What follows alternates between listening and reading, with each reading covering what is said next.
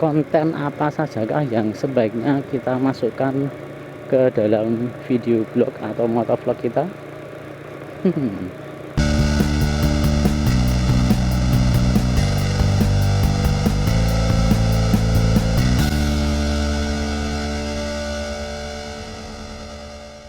Halo semuanya, selamat datang di Motovlog Jogja, dan kali ini saya ingin ngobrolin tentang konten dalam motovlog. Sebenarnya konten ideal apa sih yang sebaiknya kita masukkan ke dalam motovlog kita? Kalau menurut saya secara ideal harusnya kita memasukkan konten-konten yang berkaitan atau berkenaan dengan dunia otomotif, atau khususnya motor ya, motor, lalu hal yang berkaitan dengan perjalanan ya, termasuk daily observation berarti itu ya.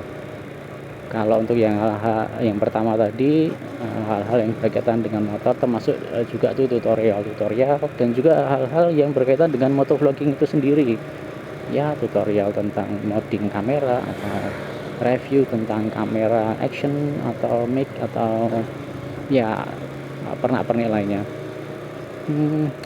Ini karena kebanyakan penonton motovlog saya yakin mendapati video motovlog itu dengan keyword yang berkaitan dengan motor. Misalnya dulu ketika saya pertama kali menonton motovlog itu, saya sedang mencari tentang sebuah review motor gitu ya, dan kemudian saya melihat video-video motovlog dan kemudian tertarik membuat motovlog itu sendiri.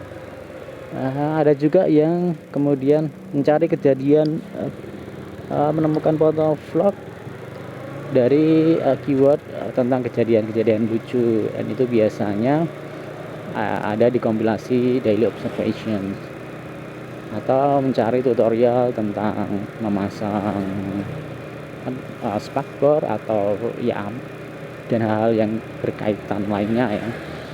Nah, oleh karena itu idealnya postingan dalam sebuah motovlog atau konten dalam sebuah motovlog berisi hal-hal tersebut. Namun demikian, saya sendiri sebenarnya belum bisa memberikan konten yang ideal. Ya ada beberapa alasan sih. Yang pertama, saya sebenarnya tidak terlalu akrab dengan dunia otomotif atau hal yang berkaitan dengan modding gitu deh.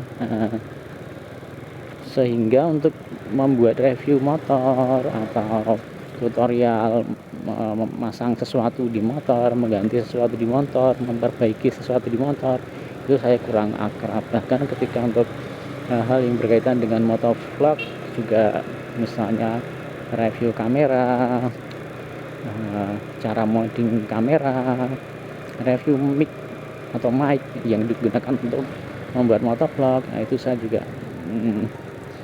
kurang akrab, sehingga saya mungkin tidak bisa memberikan konten yang seperti itu.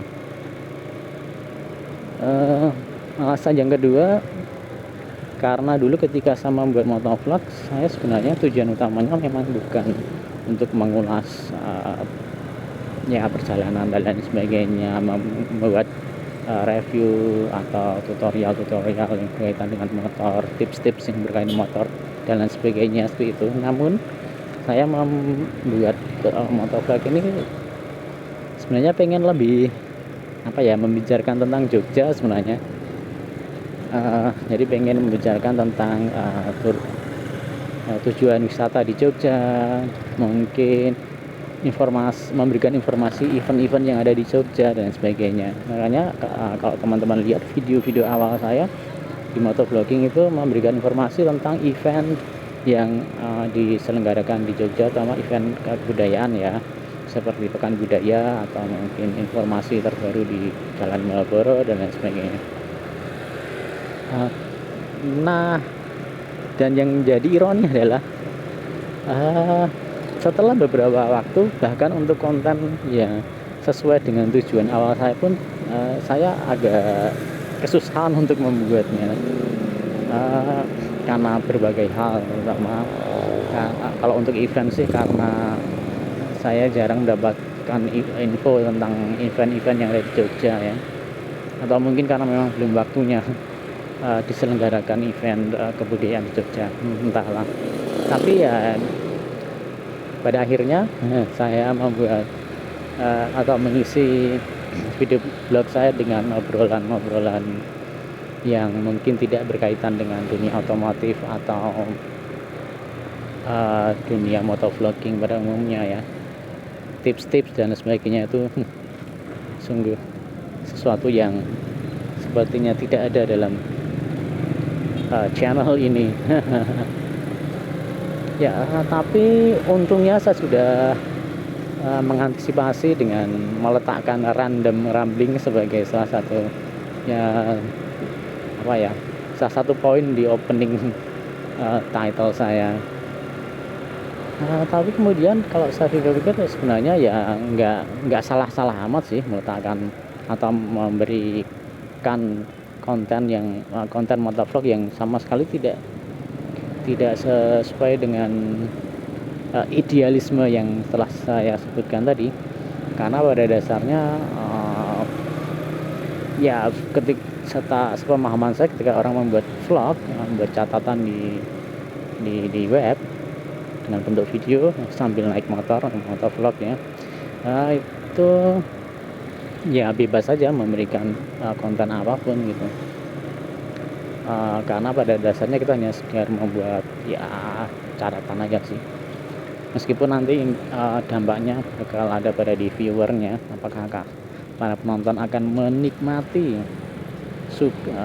hal-hal yang disuguhkan oleh sang motovlogger atau tidak. Pertanyaannya adalah apakah kalian menikmatinya? Oke, kalau gitu jangan lupa di kasih komentar ya di bagian komen di bawah. Jangan lupa dikasih jempol bila kalian menyukai video ini, dan jangan lupa juga untuk dibagikan ke teman-teman yang lain. Kalau kalian ingin mendapatkan video-video lain dari saya di masa depan, silahkan jangan lupa untuk mengklik tombol subscribe. Sekian dari saya, motovlog yang mungkin tidak ada hubungannya dengan motovlog secara langsung ini. Sampai jumpa di video-video berikutnya.